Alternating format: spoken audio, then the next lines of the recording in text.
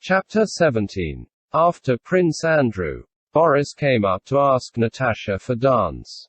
And then the aide-de-camp who had opened the ball. And several other young men, so that, flushed and happy, and passing on her superfluous partners to Sonya, she did not cease dancing all the evening. She noticed and saw nothing of what occupied everyone else.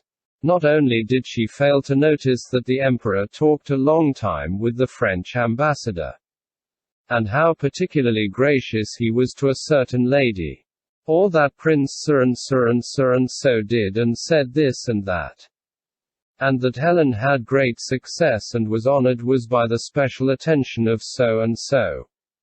But she did not even see the emperor, and only noticed that he had gone because the ball became livelier after his departure. For one of the merry cotillions before supper, Prince Andrew was again her partner. He reminded her of their first encounter in the Otradnoe avenue, and how she had been unable to sleep that moonlight night, and told her how he had involuntarily overheard her.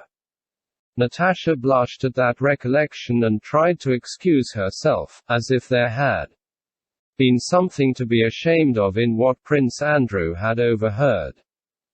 Like all men who have grown up in society, Prince Andrew liked meeting someone there not of the conventional society stamp.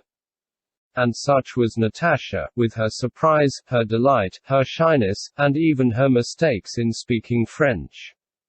With her he behaved with special care and tenderness, sitting beside her and talking of the simplest and most unimportant matters.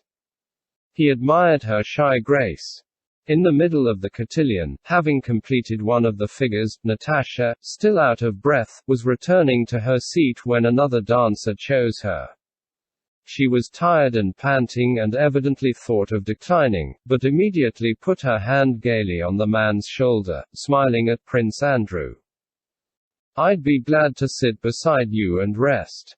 I'm tired. But you see how they keep asking me, and I'm glad of it. I'm happy and I love everybody, and you and I understand it all," and much, much more was said in her smile.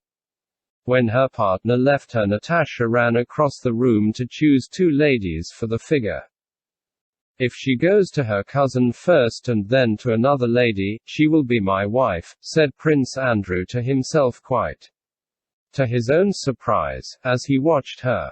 She did go first to her cousin. What rubbish sometimes enters one's head, thought Prince Andrew, but what is certain is that that girl is so charming, so original, that she won't be dancing here a month before she will be married. Such as she are rare here, he thought, as Natasha, readjusting a rose that was slipping on her bodice, settled herself beside him. When the cotillion was over, the old count in his blue coat came up to the dances. He invited Prince Andrew to come and see them, and asked his daughter whether she was enjoying herself. Natasha did not answer at once, but only looked up with a smile that said reproachfully, "How can you ask such a question? I have never enjoyed myself so much before," she said, and Prince Andrew noticed how her thin arms rose quickly as if to embrace her father and instantly dropped again. Natasha was happier than she had ever been in her life. She was at that height of bliss when one becomes completely kind and good and does not believe in the possibility of evil, unhappiness, or sorrow. At that ball, Pierre for the first time felt humiliated by the position his wife occupied in court circles. He was gloomy and absent-minded. A deep furrow ran across his forehead, and standing by a window he stared over his spectacles, seeing no one. On her way to supper, Natasha passed him. Pierre's gloomy, unhappy look struck her. She stopped in front of him. She wished to help him, to bestow on him the superabundance of her own happiness. "How delightful it is, Count," said she. "Isn't it?" Pierre smiled absent-mindedly, evidently not grasping what she said. "Yes, I am very glad," he said.